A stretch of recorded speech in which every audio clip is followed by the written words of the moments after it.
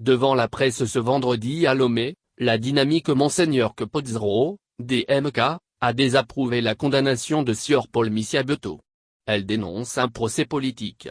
Dans sa déclaration liminaire, la DMK réclame justice pour le conseiller spécial de Dr Kodjo. Bonne lecture. Déclaration liminaire. Togo, justice pour Paul Missiabeto.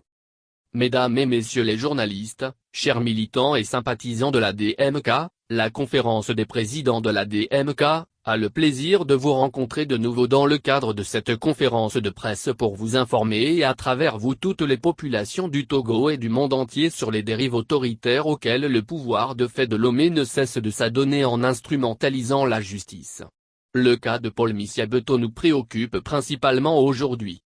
En effet, depuis le 17 mai 2021 Paul Missiabeto, conseiller spécial du président du MPDD à la jeunesse, est arbitrairement détenu en prison après avoir été enlevé dans la rue et conduit en son domicile nuitamment, brutalisé devant sa femme et ses enfants par des éléments civils de la gendarmerie nationale qui ont saccagé son domicile et celui de sa défunte mère. Malgré cette perquisition musclée et infructueuse, et sans que ne lui soient notifiés les motifs de son interpellation, Paul Missiabeto a tout de même été détenu en violation des lois de la République. Gardé à vue 2 semaines au SCRIC pour les besoins de l'enquête, il a fallu recourir à son téléphone et en particulier à ses échanges dans des groupes WhatsApp, pour l'informer qu'il a diffusé de fausses nouvelles qui circulaient déjà sur la toile, ce qui est une violation du code de procédure pénale en vigueur au Togo. 2 principes importants en matière de procédure pénale sont dès le départ de l'interpellation foulée aux pieds, d'abord, l'absence de notification au justiciable des motifs de l'interpellation et pour lesquels il doit être gardé à vue pour les besoins de l'enquête. Ensuite, la violation de la Constitution togolaise en ses articles 25 et 29 relatifs à la liberté d'expression et au secret de la correspondance, des communications et télécommunications.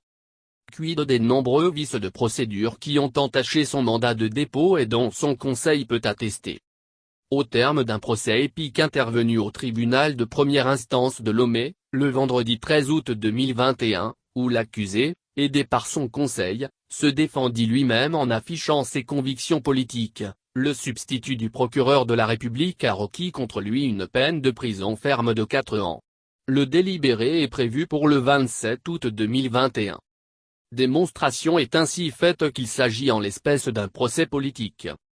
Il faut faire rappel de ce Paul Missiabeto fut victime et témoin le 21 avril 2020 du saccage du domicile du président Kodjo, des voies de fait commis par la soldatesque du régime lors de l'enlèvement d'un candidat du scrutin du 22 février 2020 qui légitimement et légalement revendiquait sa victoire.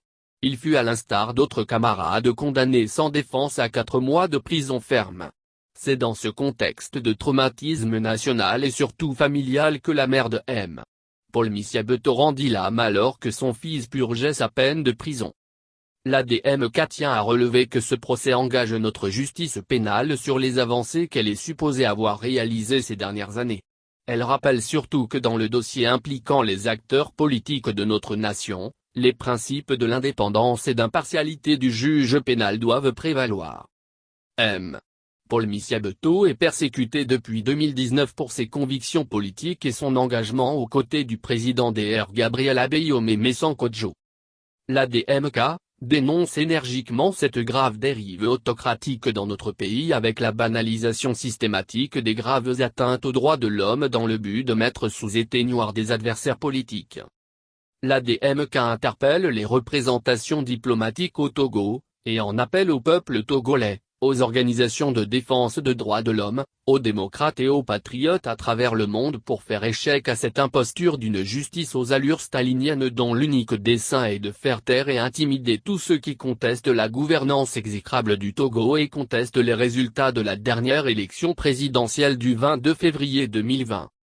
La DMK invite les juges togolais à respecter leur serment de protéger les faibles dans la société et de dire le droit plutôt que de se laisser instrumentaliser par le pouvoir exécutif. La DMK réaffirme sa détermination à combattre toute violation des droits de l'homme et à faire du Togo le pays véritablement démocratique auquel aspire l'immense majorité des Togolais.